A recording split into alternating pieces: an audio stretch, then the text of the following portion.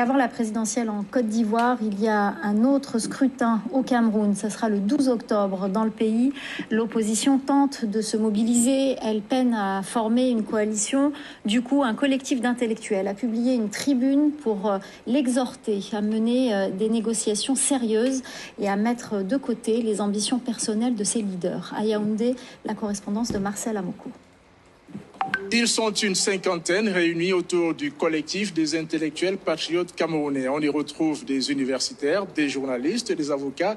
Des 2 mois de l'élection présidentielle, ils veulent faire entendre leur voix et peser sur le choix que les Camerounais feront le 12 octobre prochain. C'est dans cette optique qu'ils exhortent l'opposition à mener des négociations stratégiques communes et un candidat unique. Pour ce collectif d'intellectuels patriotes camerounais, il ne s'agira pas simplement de remplacer un président par un autre le 12 octobre prochain, mais d'opérer une véritable refondation nationale, comme nous l'explique le cinéaste Jean-Pierre Bekolo.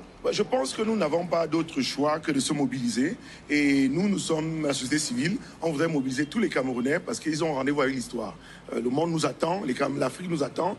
Et que face à ce que nous décrions et nous vivons tous les jours, il faudrait trouver une manière pour que on réponde à cette opportunité qui nous est donnée de nous exprimer l'élection présidentielle avec justement les acteurs, l'opposition, qui doit évidemment comprendre qu'il ne s'agit pas d'élire un président, mais il s'agit de changer le Cameroun. On se souvient qu'avant le début du processus électoral en cours, ce collectif avait demandé au président Paul Biya de ne pas se représenter, un appel qui n'a pas été entendu, puisque le président camerounais, 92 ans, dont près de 43 au pouvoir, affrontera 11 autres candidats pour briguer un 8e mandat de 7 ans le 12 octobre prochain.